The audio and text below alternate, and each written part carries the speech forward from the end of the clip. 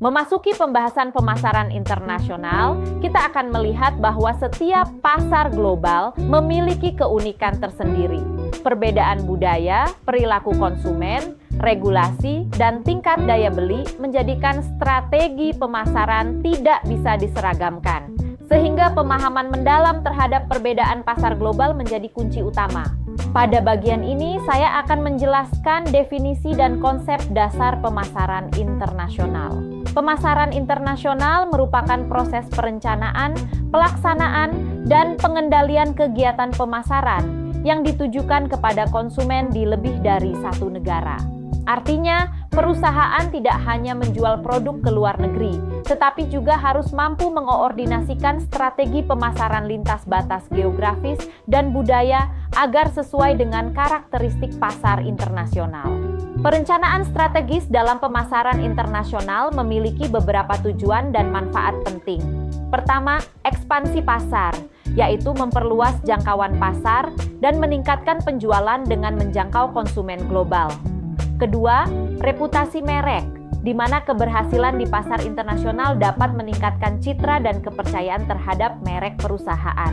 Ketiga, keunggulan kompetitif, karena perusahaan dapat memperoleh posisi yang lebih unggul dibandingkan pesaing di pasar global. Keempat, diversifikasi risiko, yaitu mengurangi ketergantungan pada satu pasar domestik saja. Dan yang terakhir, efisiensi dan efektivitas, di mana strategi yang terencana dengan baik dapat meningkatkan kinerja pemasaran secara keseluruhan.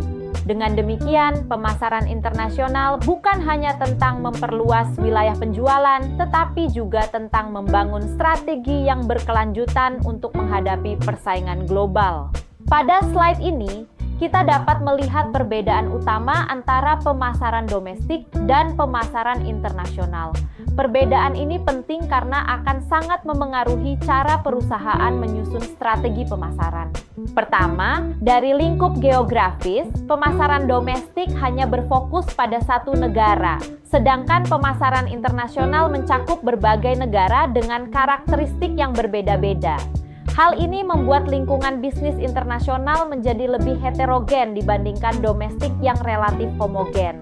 Kedua, dari sisi kompleksitas, pemasaran domestik cenderung lebih sederhana karena aturan, budaya, dan pasar relatif seragam.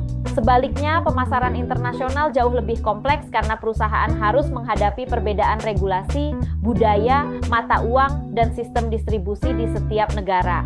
Ketiga, dalam hal strategi pemasaran, pemasaran domestik umumnya bersifat terstandarisasi. Sementara itu, pemasaran internasional menuntut strategi yang lebih adaptif agar sesuai dengan kebutuhan dan preferensi pasar lokal.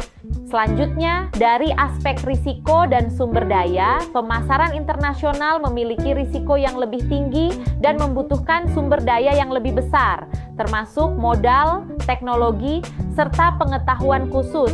Oleh karena itu, perusahaan juga dituntut memiliki pengetahuan dan keterampilan yang lebih luas dibandingkan pemasaran domestik. Kesimpulannya, perbedaan mendasar antara pemasaran domestik dan internasional terletak pada tingkat kompleksitas, variasi regulasi, tantangan logistik, keragaman budaya, serta risiko yang dihadapi perusahaan dalam operasional lintas negara. Pada bagian ini, saya akan membahas kerangka teori utama dalam pemasaran internasional yang menjadi dasar bagi perusahaan dalam melakukan ekspansi ke pasar global.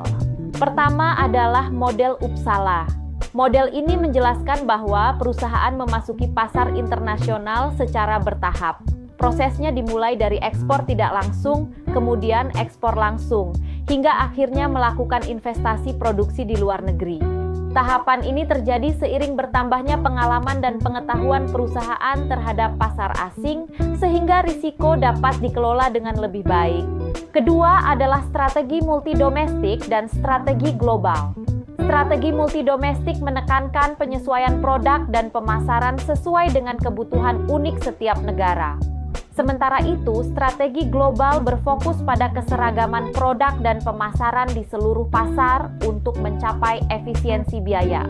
Dalam praktiknya, banyak perusahaan mengombinasikan kedua strategi ini sesuai dengan tujuan dan sumber daya yang dimiliki. Ketiga adalah orientasi geosentris. Orientasi ini melihat pasar global sebagai satu kesatuan, namun tetap mempertimbangkan kebutuhan lokal. Dengan pendekatan ini, perusahaan dapat menerapkan strategi yang seimbang antara standarisasi global dan adaptasi lokal.